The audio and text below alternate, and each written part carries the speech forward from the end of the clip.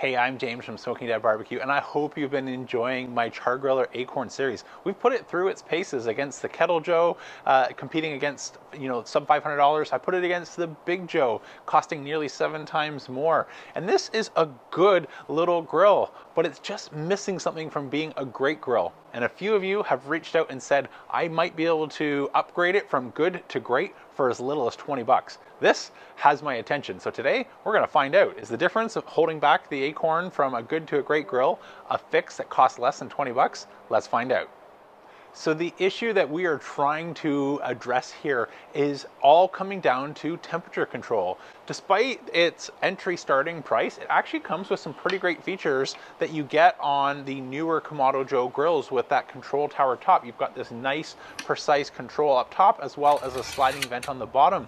But you almost might as well not have them, since either one I have open just a fraction of an inch and I am holding 300 degrees Fahrenheit. So we are leaking air somewhere. And even though we've got some nice looking high heat gasket material, this is just not airtight. And I can see when it's sitting closed like this, or especially down on the bottom, we're letting in air. And this is causing us not to be able to dial in the vents where we want, or burn the fire as clean and as hot as we want, where we're in control rather than the wind or those air gaps taking over.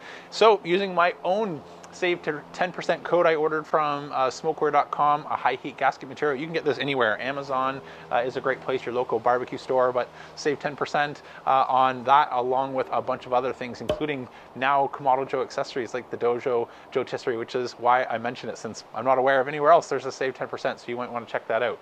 So that's what we're going to do today. We are going to see if we can close off, seal these air gaps, and actually get to the point where we can use the temperature controls and control the fire the way that we want. So I'm going to install the gasket, start a fire, and try and run it at the same 300 degrees that I was using on the baby back ribs, as well as the beef back, the beef chuck ribs, dino bones, and see if that doesn't solve our problem. So without further ado, let's get into it. So like any gasket, you want to make sure that we have our surface clean. So I've already gone to work to make sure that this is nice and clean so that our adhesive will stick. So I've got a pair of scissors off camera, and so what the game plan is we've already got an angled cut. We'll start this, work our way around.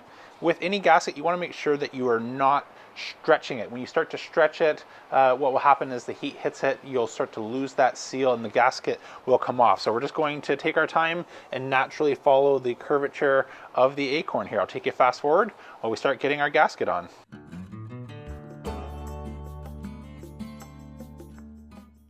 Okay, that looks good. And the reason I didn't mention I put the cut over here is I'm trying to avoid where this high heat gasket material has the tape on it. Just like on your normal Joe, you don't want to match seam to seam, as that will be another area that will get smoke leak. So I've just placed this seam over here to the left of this. Let's check out our fitment. There you go, that looks good. Definitely tighter when I close that. Looks nice. Let's get off our lower piece and do the exact same thing where I think our real problem is, on this lower ash collector.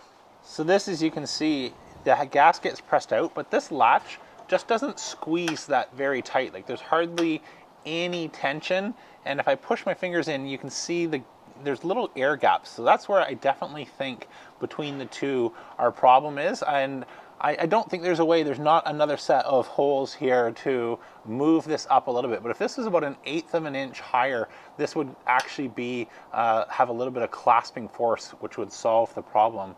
So since we don't have that, what I'll do is I'll just drop this off, do the same thing on the other side, and we'll be able to pull out our bowl.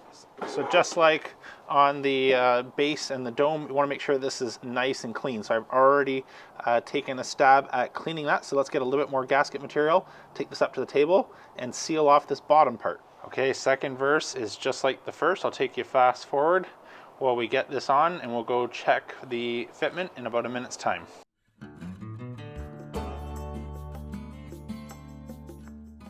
Okay, that looks good. I think explaining what we're doing took longer than actually doing it. So this is a quick and easy one. So let's just line this up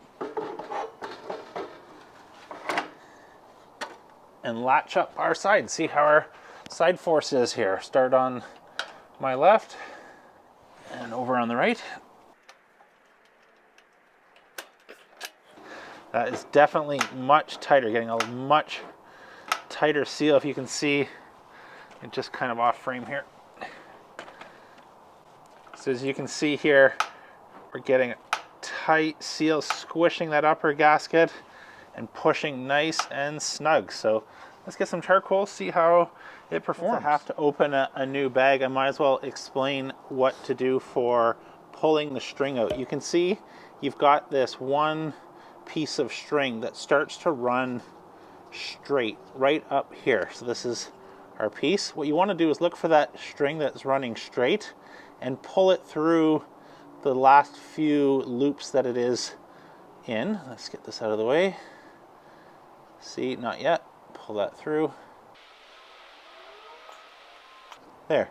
So now when we start to pull with one hand, you just do the tug and the string comes all the way out. So that's what you want to look for when you see that. Look where it goes straight and then starts looping, and just unloop it till you can see it's now that straight piece, and you'll be able to pull and open your charcoal like a pro. Add some fuel. Our grill blazer grill gun. Fire it up.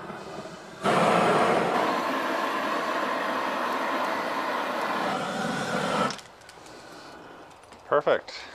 Drop in our optional extra, since this is what I was using before when I was commenting on the vents barely being open, so we want to make our setup the same. And our cooking grid. Perfect. Let's close that. We'll leave the top and bottom vents all the way open till we start to get some temperature. Seal this up.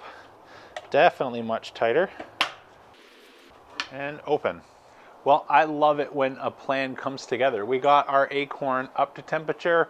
I set our vents down on the bottom to 1 finger's width, the same that I would do on my Kamado Joe, and the top vent just shy of the number 2 position, and we've been holding steady for 30 minutes, haven't touched it, right just a hair below 300 degrees Fahrenheit. So I'm gonna call this a success, and I can't wait to try now some other cooks that I have in store now that we're able to control this a little bit better and use our vents.